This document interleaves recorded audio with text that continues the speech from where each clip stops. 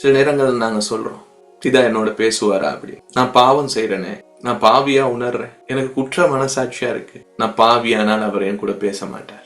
யாருங்க உங்களுக்கு சொன்னா அவர் பேச மாட்டார்? முதலாவது அவர் அன்பாக அவர் சாயலின் ரூபத்தின்படி சிருஷ்டித்து அவர் பார்வை ஆதாம் முதல் மனிதன் மேல இருந்துச்சு. ஒவ்வொரு நாளும் அவர் பேசுவார் அவன் கூட. இவன் திடீர்னு பாவம் செஞ்ச உணர்வுக்குள்ள போயிட்டான், கீழ்ப்படியாம அந்த பழத்தை சாப்பிட்டோன்னு ஒளிஞ்சிட்டான். இவன் சாப்பிட்டோன்னா கடவுள் ஒளியல்ல, இவன் தான் ஒளிஞ்சான். அப்பவும் அவர் வாரார் அவன்கிட்ட பேசுறதுக்கு. ஆதாமே, நீ எங்கே இருக்கிறாய்?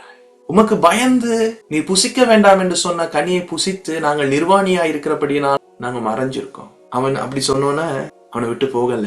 சொல்றாரு, யார் உனக்கு சொன்னது? அப்போதும் பேசுறாரு. ஒரு நாள் இந்த உணர்வுக்குள்ள வராதிங்க, தேவன் என்னோட பேச மாட்டேங்கிறாரு, அவர் சத்தம் கேட்க மாட்டேது, அவர் என் மேல கோபமா இருக்காரு, அவர் என்ன பழி வாங்குவாரு, என்ன மறந்துட்டாரு, நான் இப்ப அவர் ஞாபகத்துல இல்ல. அடுத்தது என்ன நடக்குது?